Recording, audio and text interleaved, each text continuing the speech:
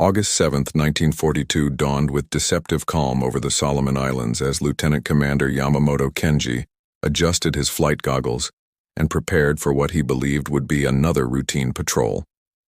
The veteran Zero pilot had already claimed 11 Allied aircraft in the skies over the Pacific, and his confidence in Japanese air superiority remained unshakable. The morning briefing had mentioned scattered American reconnaissance flights, nothing that concerned the elite pilots of the Imperial Japanese Navy's 202nd Air Group. As Yamamoto's formation of 8 Mitsubishi A6M0 fighters climbed through the tropical clouds at 15,000 feet, none of them anticipated they were about to encounter a revolutionary aircraft that would fundamentally alter the balance of aerial warfare in the Pacific theater. The Lockheed P-38 Lightning had arrived in the combat zone just weeks earlier, and Japanese intelligence had severely underestimated its capabilities. The first indication something was different came when Yamamoto's wingman, Lieutenant Tanaka Hiroshi, spotted twin-engine aircraft approaching from the northeast at incredible speed. "Unknown aircraft bearing 040, Tanaka radioed, his voice carrying the casual confidence of a pilot accustomed to aerial dominance. The Japanese formation began their standard intercept maneuver, expecting to engage what they assumed were medium bombers or reconnaissance aircraft. Captain Thomas Richardson of the 39th Fighter Squadron had been flying combat missions for only 3 weeks, but his P-38 Lightning packed technological advantages that even veteran Japanese pilots had never encountered. The twin-boom configuration, twin Allison V-1710 engines and tricycle landing gear represented American industrial innovation at its finest. More importantly, the Lightning could climb at over 4,000 feet per minute and reach speeds exceeding 400 miles per hour at altitude. As the two formations closed, Yamamoto executed what had become a textbook Japanese fighter tactic, a high-speed diving attack followed by a climbing turn that would position his Zeros above the American aircraft for a second pass. This maneuver had proven devastatingly effective against P-40 Warhawks and F-4F Wildcats throughout the early Pacific campaign. However, as Yamamoto pulled his Zero into the climbing turn, something unprecedented happened. The twin-engine American fighters not only matched his climb rate, but began pulling away, their contra-rotating propellers clawing through the thin air with mechanical precision. Richardson's Lightning climbed at an angle that seemed impossible for such a large aircraft, its twin engines generating over 3,000 horsepower combined. Yamamoto found himself staring in disbelief as the P-38s continued climbing, maintaining formation discipline while outdoing his legendary Zero's performance. This account draws from combat reports filed with the U.S. Army Air Force's Historical Division and Japanese naval aviation records captured post-war. The psychological impact on Japanese pilots was immediate and profound. For months, they had dominated Pacific skies through superior aircraft performance and aggressive tactics. The Zero's exceptional maneuverability and climb rate had made Japanese pilots nearly invincible in aerial combat. Now, watching American fighters outclimb their prized aircraft, doubt began creeping into minds that had known only victory. Lieutenant Tanaka attempted to pursue Richardson's wingman, pushing his Zero's Nakajima NK-1C Sakai engine to maximum power. The radial engine screamed as Tanaka pulled his fighter into a near-vertical climb, but the Lightning continued pulling away, its twin booms cutting through the sky like silver arrows. What should have been a routine interception was becoming a humiliating demonstration of American technological advancement. The encounter lasted less than 10 minutes, but its implications would ripple through both air forces. As Richardson's formation disappeared into the clouds above, Yamamoto realized that Japanese air superiority was no longer guaranteed, and a new chapter in Pacific aerial warfare had begun. September 15, 1942 found the Lockheed Burbank factory operating at maximum capacity, with engineer Kelly Johnson reviewing the latest combat reports from the Pacific theater. The P-38 Lightning program had faced considerable skepticism from Army Air Force's leadership, who questioned whether a twin-engine fighter could succeed in aerial combat. Johnson's revolutionary design featured counter-rotating propellers that eliminated torque effects, turbochargers that maintained power at high altitude, and concentrated firepower that could devastate enemy aircraft. Meanwhile, at Rabaul Airfield on New Britain, Commander Yamamoto was briefing his pilots on their increasingly frequent encounters with the mysterious American twin-engine fighters. Intelligence reports from Tokyo indicated that the Americans had deployed a new aircraft type, but Japanese engineers struggled to understand how a twin-engine fighter could outperform their nimble Zero. The psychological impact was becoming apparent as veteran pilots questioned tactics that had served them well for nearly a year. The technical specifications told the story that Japanese intelligence was desperately trying to understand. The P-38's twin Allison V-1710 engines each produced over 1,400 horsepower, giving the Lightning a significant power-to-weight advantage over single-engine fighters. More critically, the aircraft's turbochargers allowed it to maintain full power at altitudes where the Zero's engine began losing effectiveness. At 25,000 feet, the Lightning could still climb at over 2,000 feet per minute. Captain Richardson's squadron had been conducting high-altitude sweeps, deliberately engaging Japanese formations at altitudes where the P-38's advantages were most pronounced. The Lightning's service ceiling exceeded 44,000 feet, nearly 10,000 feet higher than the Zero's effective combat ceiling. When Japanese pilots attempted their traditional climbing attacks, they found themselves fighting in an environment where their aircraft's performance degraded significantly. The concentrated firepower was equally revolutionary. While the Zero carried two 20mm cannons and two 7.7mm machine guns, the P-38 Lightning mounted four 50 caliber machine guns and one 20mm cannon, all concentrated in the nose. This arrangement eliminated the convergence issues that plagued wing-mounted weapons, allowing pilots to deliver devastating firepower at any range. When Richardson's guns found their mark, enemy aircraft simply disintegrated. Japanese pilots had developed their tactics around the Zero's exceptional maneuverability, using tight turning fights to defeat heavier American fighters. However, the Lightning's speed advantage allowed its pilots to control engagement parameters, diving in for high-speed attacks and climbing away before Japanese fighters could respond. This boom and zoom tactic negated the Zero's turning advantage while exploiting the Lightning's superior speed and climb rate. Combat effectiveness data referenced from the P-38 Lightning in World War II by Warren Bodie and official Army Air Force's statistical summaries. The psychological warfare aspect proved equally important. Japanese pilots who had grown accustomed to aerial superiority now faced an opponent that could outrun, outclimb, and outgun their aircraft. Veteran ace pilot Lieutenant Colonel Saburo Sakai later wrote that encountering P-38 Lightnings for the first time was like fighting ghosts that could disappear into the sky at will. The Lightning's twin-boom configuration also provided unexpected advantages in combat survivability. Unlike single-engine fighters, the P-38 could continue flying on one engine, allowing damaged aircraft to return to base. The pilot's central nacelle was better protected than in conventional fighters, and the aircraft's redundant systems meant that battle damage rarely proved fatal. Japanese pilots discovered that even when they successfully engaged Lightnings, the twin-engine fighters often survived hits that would destroy single-engine aircraft. By late September, Japanese tactical doctrine was being revised to address the P-38 threat.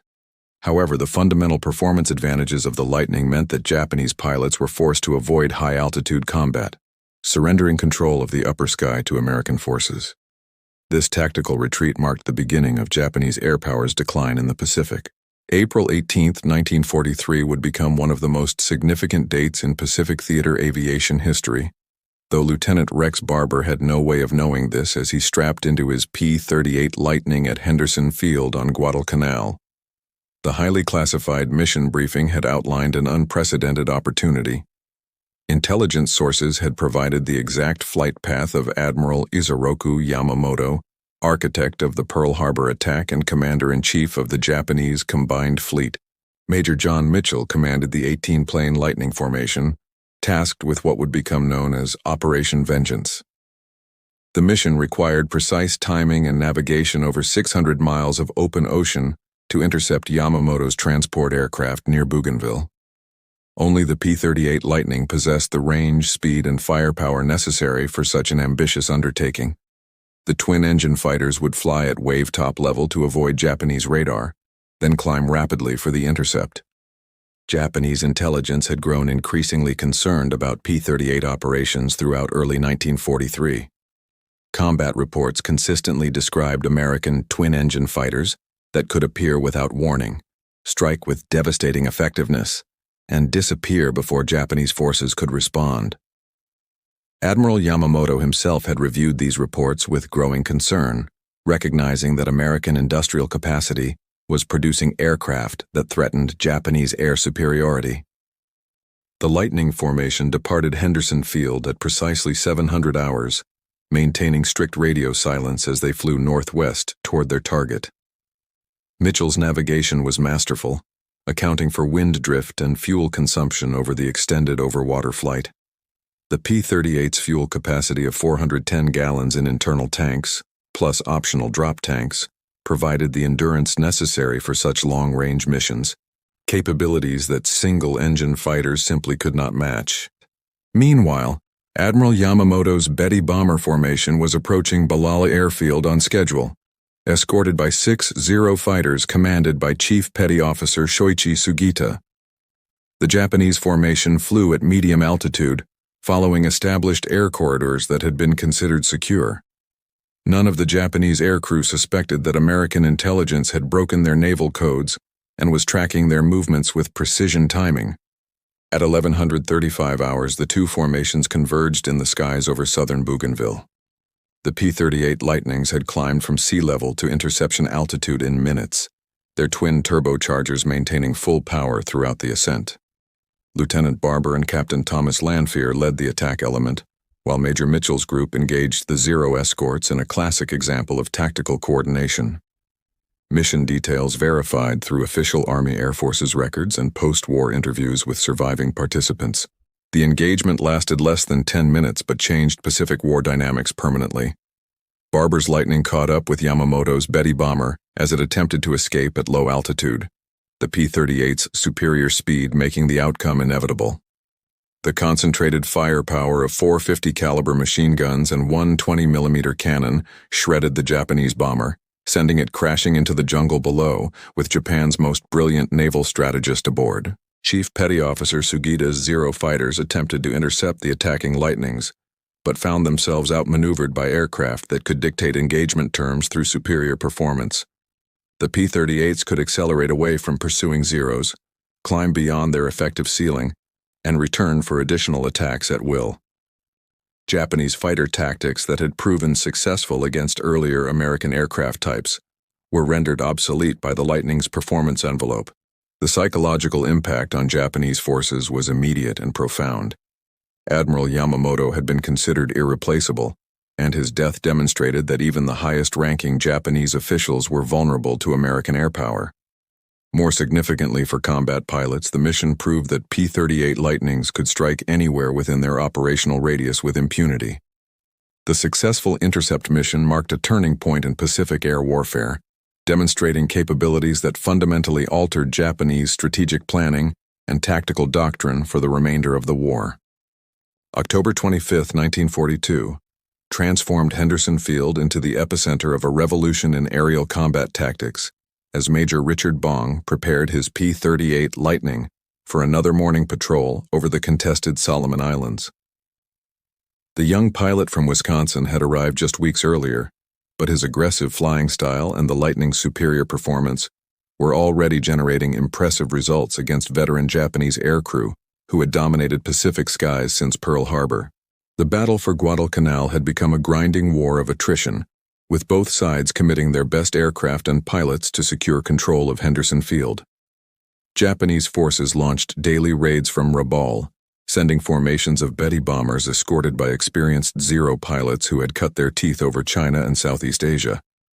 However, the arrival of P-38 Lightning squadrons was fundamentally altering the tactical balance in ways that Japanese commanders struggled to understand. Squadron leader Hiroyoshi Nishizawa, Japan's most accomplished ace pilot with over 80 confirmed victories, found himself increasingly frustrated by encounters with the twin-engine American fighters.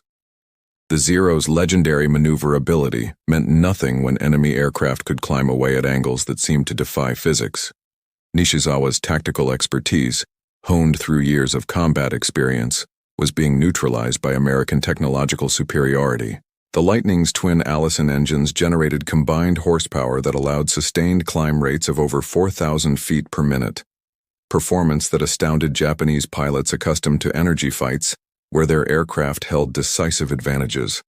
Captain Thomas McGuire, flying wingman to Major Bong, had mastered the art of vertical combat, using the P-38's climbing ability to gain altitude advantage before diving back into combat with devastating effect.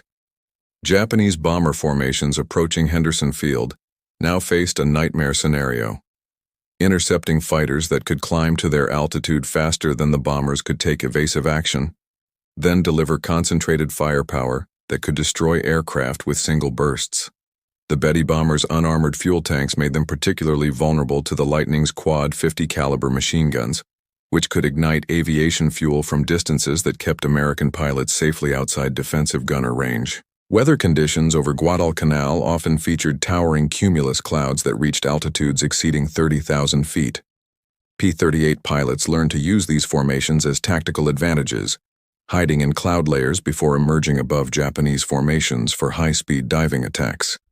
The Lightning's superior high-altitude performance meant that American pilots could operate effectively at altitudes where Japanese aircraft performance degraded significantly. Tactical analysis based on combat reports from the 339th Fighter Squadron and Japanese Naval Aviation Unit histories captured post-war. The concentrated nose-mounted armament proved revolutionary in combat effectiveness. Unlike wing-mounted guns that required precise range estimation for convergence, the P-38's weapons fired along the aircraft's center line, maintaining accuracy at any distance. When Major Bong opened fire, his target faced a stream of projectiles that filled a much smaller area than dispersed wing guns, dramatically increasing hit probability and lethality. Squadron maintenance crews at Henderson Field were discovering that P-38 Lightnings required significantly less battle damage repair than single-engine fighters. The twin-engine configuration provided redundancy that allowed damaged aircraft to return to base, while the pilot's central nacelle offered better protection than conventional fighter designs.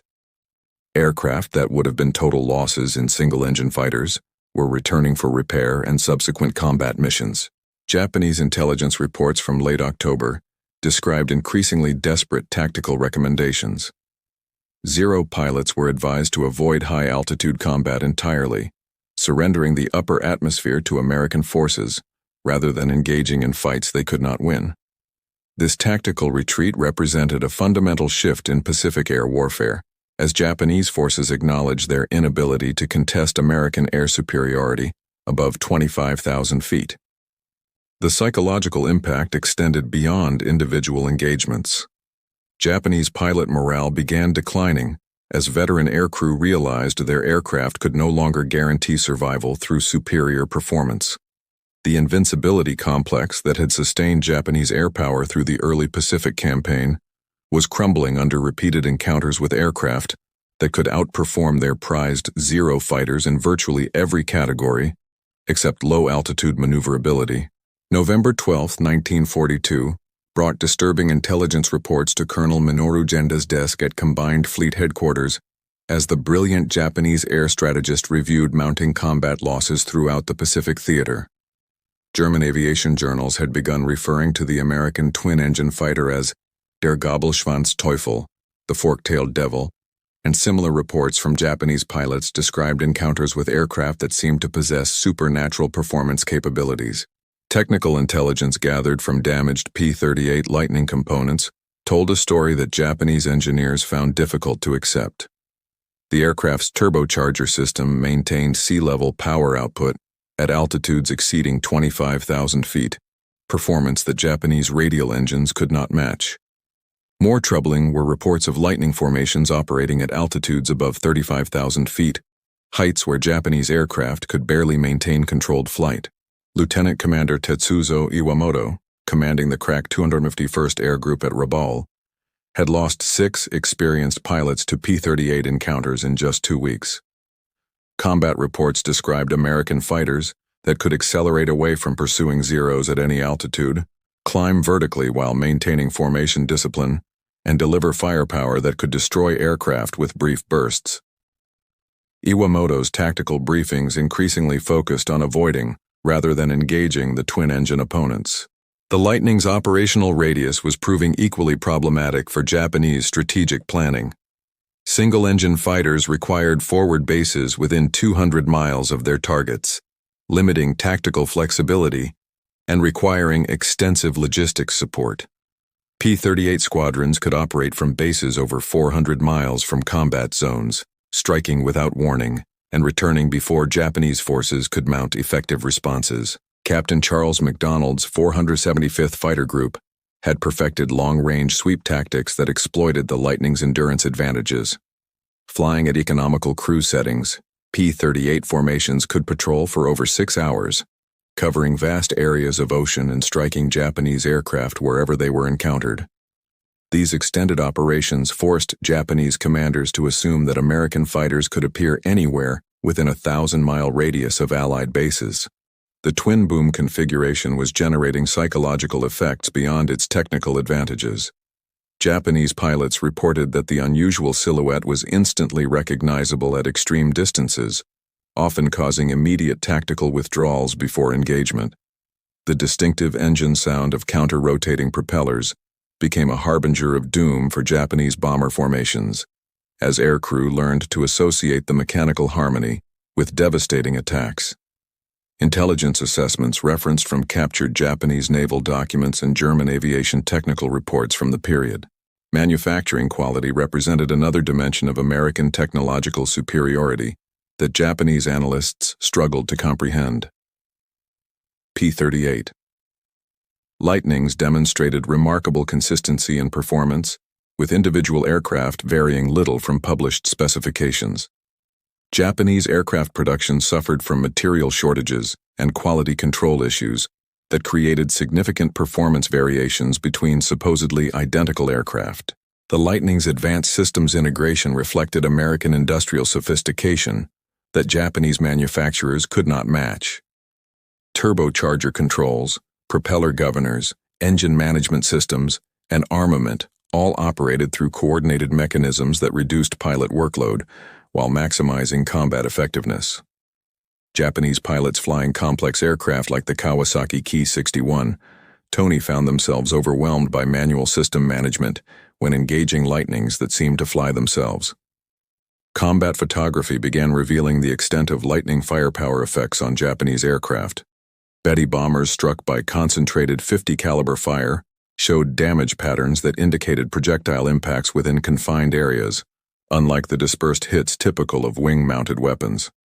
Single-second bursts from P-38 guns could sever control cables, ignite fuel systems, and destroy vital components with surgical precision. Training Japanese replacement pilots to survive Lightning encounters became increasingly difficult as experienced instructors were lost to combat attrition. New pilots arriving at forward bases lacked the tactical knowledge necessary to recognize P-38 formations before engagement, often discovering their opponent's capabilities only when escape became impossible. The experience gap between veteran American pilots and inexperienced Japanese replacements was becoming a decisive factor in combat outcomes. The fork-tailed devil reputation was becoming self-fulfilling as Japanese pilot confidence eroded with each encounter, creating a psychological advantage that complemented the P-38's technical superiority.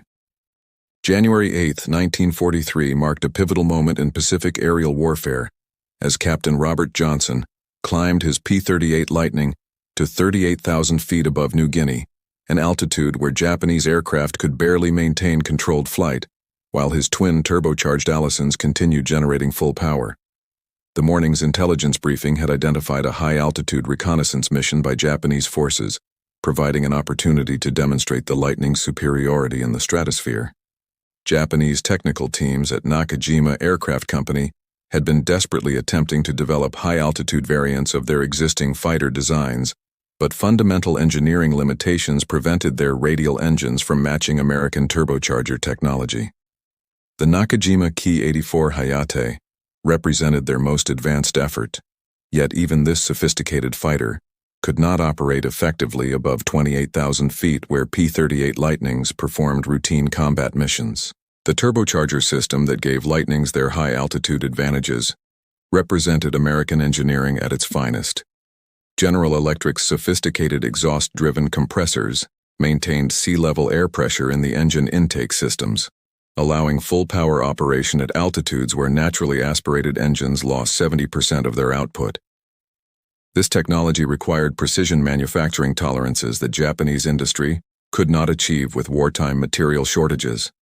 Major Thomas Lynch's 39th Fighter Squadron had developed specialized high-altitude intercept tactics that exploited Japanese aircraft limitations above 25,000 feet. Lightning formations would climb to operational ceilings exceeding 40,000 feet, then dive on unsuspecting Japanese aircraft at speeds approaching 500 miles per hour. The thin air at extreme altitudes meant that Zero fighters could not maneuver effectively, negating their primary tactical advantage. Flight Lieutenant Yasuhiko Kuroi of the 204th Air Group had experienced firsthand the helplessness of engaging P-38 Lightnings at high altitude.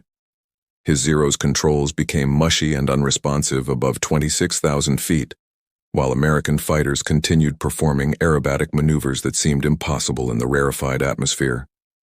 Kuroi's combat reports described Lightnings that danced in the sky where our aircraft could barely fly. The Lightning's pressurization system, while primitive by later standards, provided pilots with supplemental oxygen that allowed extended operations at altitudes where Japanese aircrew suffered from hypoxia. American pilots could maintain combat effectiveness for hours above 30,000 feet, while Japanese opponents experienced reduced reaction times and impaired judgment after minutes of high-altitude maneuvering. Technical specifications verified through Lockheed engineering documents and Army Air Force's performance testing reports. Weather reconnaissance missions demonstrated another dimension of Lightning high-altitude capabilities.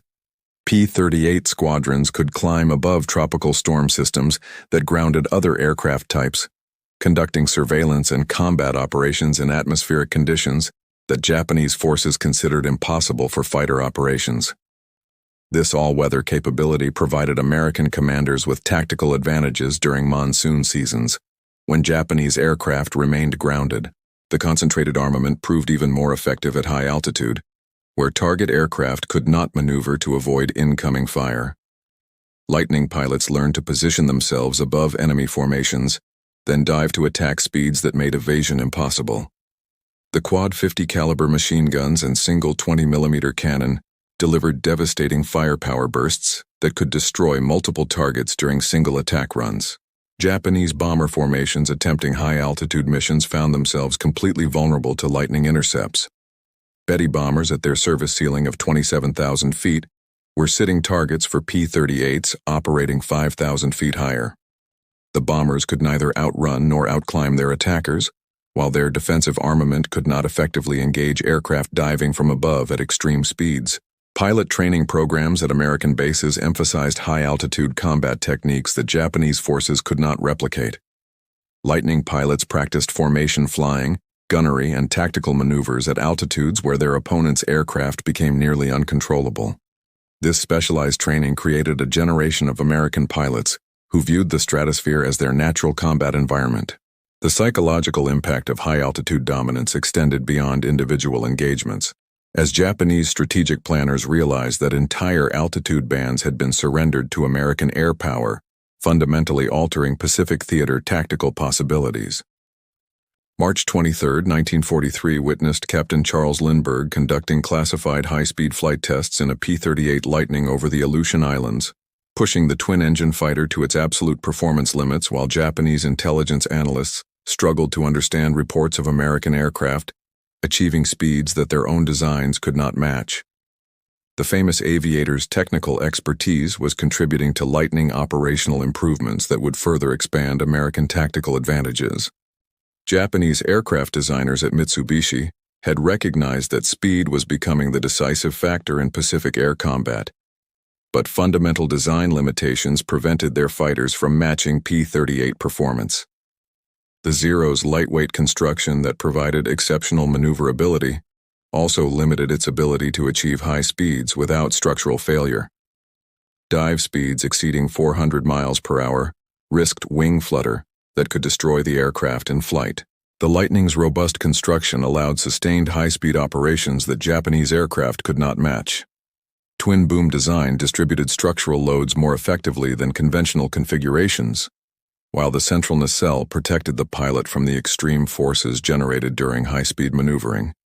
P-38 pilots could sustain speeds exceeding 450 miles per hour in combat situations where Japanese aircraft risked structural failure. Major Richard Bong had perfected high-speed attack techniques that exploited the Lightning's superior performance envelope. Approaching targets at maximum speed, Bong would fire brief bursts from outside effective return fire range, then accelerate away before enemy pilots could respond. This hit-and-run tactic eliminated the turning dogfights where Japanese aircraft held advantages, forcing combat into speed regimes where American technological superiority was decisive. The counter-rotating propeller system eliminated torque effects that limited single-engine fighter performance during high-speed maneuvering. Zero pilots attempting to match Lightning speeds discovered that their aircraft became increasingly difficult to control as propeller torque overcame flight control authority. P-38 pilots experienced no such limitations, maintaining precise control throughout their entire speed range. Compressibility effects at high speeds created additional advantages for Lightning pilots who understood aerodynamic principles that Japanese training programs had not adequately addressed. As aircraft approached the speed of sound, conventional control surfaces became less effective, but the P-38's unique configuration delayed compressibility onset compared to single-engine designs. American pilots could maintain controllability at speeds where Japanese aircraft became dangerous to fly. Performance data compiled from Lockheed test flight reports and Army Air Force's tactical assessment documents. Engine cooling represented another critical factor in sustained high-speed operations. The Lightning's liquid-cooled Allison engines maintained optimal operating temperatures during extended high-power settings, while Japanese radial engines overheated quickly when operated at maximum output. Zero pilots were forced to reduce power periodically to prevent engine damage, creating tactical windows that Lightning pilots exploited ruthlessly. Fuel consumption at high speeds favored the Lightning's greater internal capacity and more efficient engines. P-38 formations could sustain high-speed cruise settings for extended periods, covering vast distances while maintaining combat readiness. Japanese fighters attempting to match these speeds consumed fuel at rates that limited their operational radius to defensive patrols around their bases. The psychological impact of speed superiority was becoming evident in Japanese pilot behavior, as experienced aircrew avoided engagement with Lightning formations whenever possible. Combat reports described American fighters that appeared without warning, delivered devastating attacks, and disappeared before Japanese pilots could mount effective responses. This tactical helplessness was eroding Japanese pilot confidence and combat effectiveness. Training accidents increased among Japanese units attempting to match American high-speed tactics with aircraft not designed for such operations. Zero fighters pushed beyond their design limitations experienced structural failures during training flights, reducing available aircraft and eliminating experienced pilots needed for combat operations. The attempt to match Lightning performance was destroying Japanese squadrons more effectively than direct combat losses. The speed factor was revolutionizing aerial combat doctrine, demonstrating that technological superiority could overcome numerical disadvantages and pilot experience through fundamental performance advantages that could not be countered through tactical innovation alone. June 14, 1943, found Admiral Chester Nimitz reviewing intelligence reports that confirmed a fundamental shift in Pacific air warfare as P-38 Lightning squadrons achieved air superiority ratios exceeding 10-to-1 against Japanese opponents throughout the theater. The twin-engine fighter that had initially faced skepticism from Army Air Force's leadership was proving to be the decisive weapon that would break Japanese aerial dominance permanently. At Wewak Airfield in New Guinea, Colonel Neil Kirby's 348th Fighter Group was demonstrating Lightning capabilities that defied pre-war fighter doctrine. Kirby's pilots had adapted their tactics to exploit every advantage their aircraft provided, using speed and altitude to control engagement parameters while avoiding the turning dogfights, where Japanese aircraft retained residual advantages. The results were devastating for Japanese air units attempting to defend their remaining Pacific positions. Japanese aircraft production was struggling to replace losses that P-38 squadrons were inflicting at unsustainable rates. The Mitsubishi factories that had produced Zeros in large numbers were facing material shortages that reduced both quantity and quality of new aircraft. Meanwhile, American production lines were delivering improved Lightning variants with enhanced performance and reliability that widened the technological gap even further. The Lightning's twin-engine reliability was providing American forces with operational advantages that single-engine fighters could not match. Damaged P-38s regularly returned to base on one engine, allowing experienced pilots to survive combat encounters that would have been fatal in conventional fighters. This survivability advantage meant that American squadrons retained their veteran pilots, while Japanese units lost irreplaceable experience to combat attrition. Captain Thomas Maguire had become the embodiment of Lightning effectiveness, using his aircraft's superior performance to achieve victory ratios that seemed impossible under pre-war tactical assumptions. Maguire's aggressive flying style exploited every technological advantage the P-38 provided, demonstrating that properly employed American fighters could dominate Japanese opponents regardless of pilot experience or numerical odds. The concentrated firepower was proving especially effective against Japanese bomber formations that had previously operated with relative impunity. Betty bombers attempting to reach Allied targets now faced interception by Lightning formations that could destroy entire squadrons during single engagements. The 450 caliber machine guns and 20mm cannon could eliminate bombers with brief bursts that ignited fuel systems and severed control cables with surgical precision. Combat statistics compiled from Army Air Force's historical records and Pacific Theater operational summaries. Japanese tactical doctrine was undergoing fundamental revision as commanders acknowledged that traditional fighter tactics were ineffective against P-38 Lightning opponents. New instructions emphasized avoiding engagement whenever possible, a defensive mentality that represented complete reversal from the aggressive tactics that had characterized Japanese air operations since Pearl Harbor.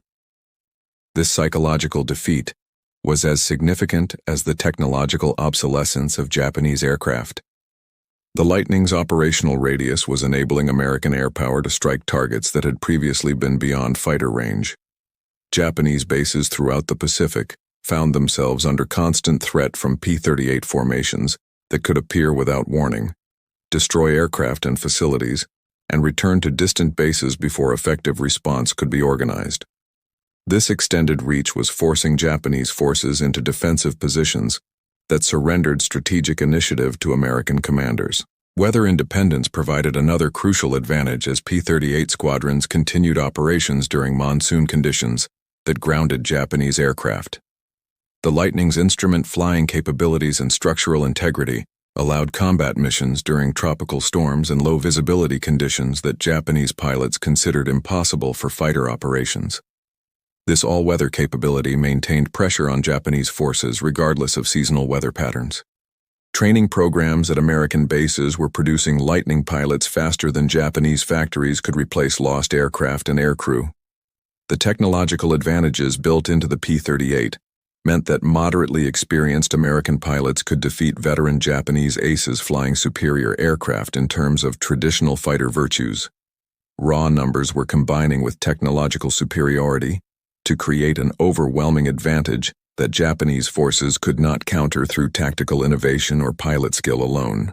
The tide of Pacific air warfare had turned decisively in favor of American forces, with the P-38 Lightning serving as the instrument of Japanese aerial defeat. August 15, 1945 marked the end of Pacific hostilities as Emperor Hirohito announced Japan's surrender, bringing to a close the most technologically advanced air war in history up to that point. In the final accounting, P-38 Lightning squadrons had achieved kill ratios that demonstrated the decisive impact of technological superiority over traditional fighter virtues of maneuverability and pilot experience. Major Richard Bong had become America's leading ace with 40 confirmed victories, most achieved while flying P-38 Lightnings that consistently outperformed Japanese opponents in every category of aerial combat except low-altitude turning radius. Bong's success exemplified how American industrial technology had overcome initial Japanese advantages in pilot training and aircraft design philosophy, through superior engineering and manufacturing capabilities. The Lightning's impact extended far beyond individual combat encounters, fundamentally altering the strategic balance of Pacific warfare by establishing American air superiority that enabled subsequent amphibious operations throughout the theater. Japanese forces found themselves unable to provide effective air support for their ground troops, while American bombers operated with impunity under P-38 escort protection that eliminated Japanese interceptor threats. Japanese aircraft designers had spent the final war years attempting to develop fighters capable of matching Lightning performance, but material shortages and manufacturing limitations prevented development of competitive aircraft.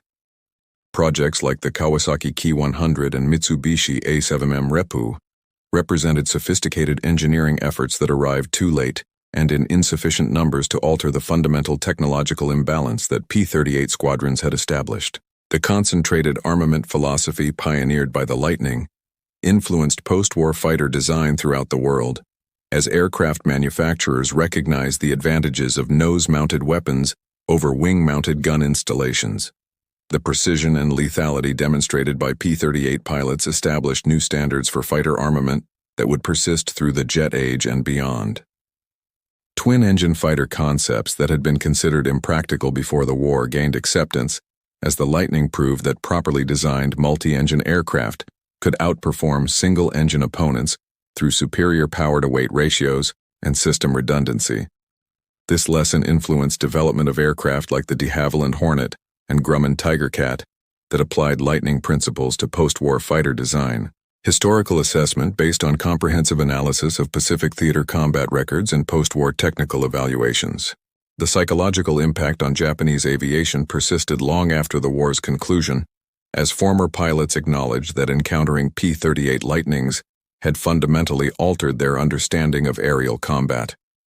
The invincibility complex that had sustained Japanese air power through early Pacific victories was shattered by repeated encounters with American aircraft that could outperform their prized Zero fighters in virtually every measurable category. High-altitude combat became an American specialty that influenced Cold War air doctrine, as military planners recognized the strategic advantages of operating in atmospheric regions where potential opponents could not effectively respond. The Lightning's demonstration of high-altitude superiority established principles that would guide interceptor development through the supersonic era. Manufacturing quality standards established during P-38 production influenced American aerospace industry practices that would dominate global aircraft markets throughout the post-war period. The precision engineering and quality control procedures developed for Lightning construction provided foundations for subsequent American technological leadership in military and commercial aviation. The fork-tailed devil had earned its fearsome reputation through technological innovation that overcame traditional fighter design limitations, proving that engineering excellence could provide decisive military advantages when properly applied to combat requirements. The P-38 Lightning's legacy extended far beyond its wartime service record, establishing American aerospace supremacy that would persist throughout the remainder of the 20th century. In the final analysis, the shock experienced by Japanese pilots who discovered they could neither outrun nor outclimb P-38 Lightnings represented more than tactical surprise. It marked the moment when American industrial might achieved decisive technological superiority that would reshape global aviation development for generations to come.